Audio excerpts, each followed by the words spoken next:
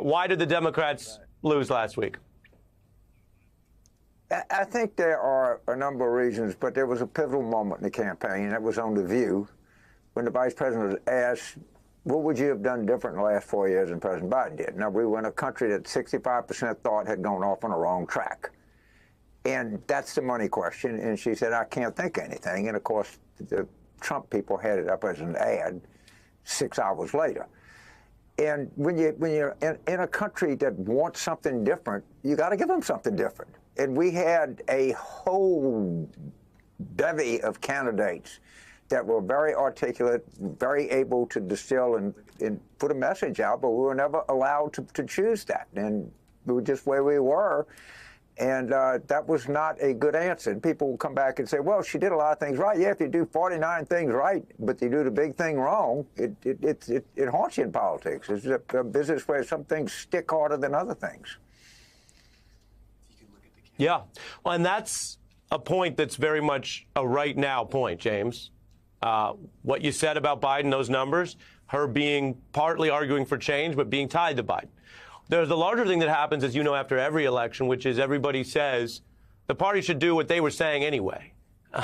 Meaning the liberals want it more left, the centrists want it more center, yada, yada. I want to play Bernie Sanders, who on the one hand has been consistent about what he thinks, but on the other hand, maybe that means it's just the same answer every time. But here's what Sanders said now. If you're an average working person out there, do you really think that the Democratic Party is going to the mats, taking on powerful special interests and fighting for you? I think the overwhelming answer is no, and that is what has got to change. When you have millions and millions of people working for starvation wages, you got to speak to that reality.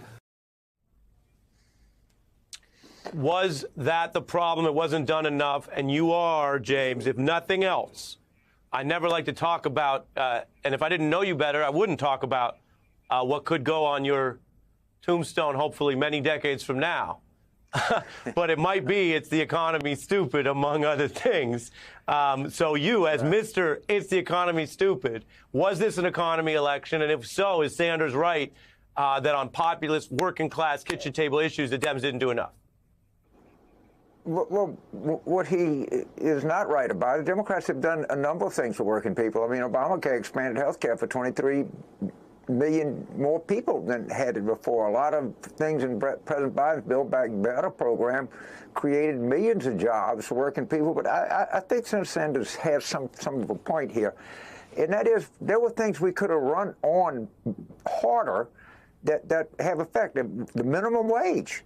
It passes everywhere by 70%. I mean, I know that President Biden was for it and Harris was for it, but we didn't put it front and center.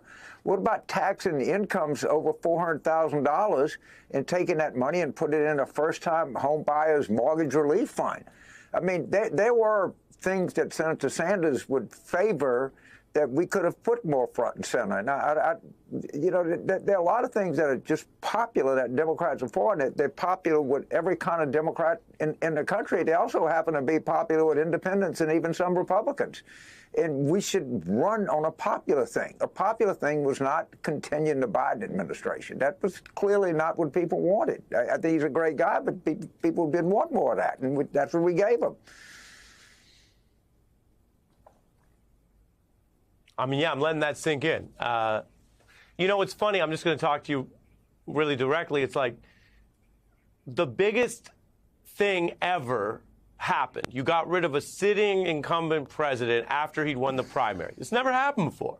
And the reason was that everybody from Pelosi on down had absorbed the fact that he was going to lose big, so you had to do something big. And then you land on, as you just argued, his literal replacement and a message that was still very much tied to Bidenism. So was that almost all baked in? I mean, how would you have changed that? Only had there been a different candidate? Yeah, okay, so he gets out on July 21st. Harris has to keep the campaign headquarters in Wilmington. She keeps Biden's campaign manager. She keeps the entire staff. All right.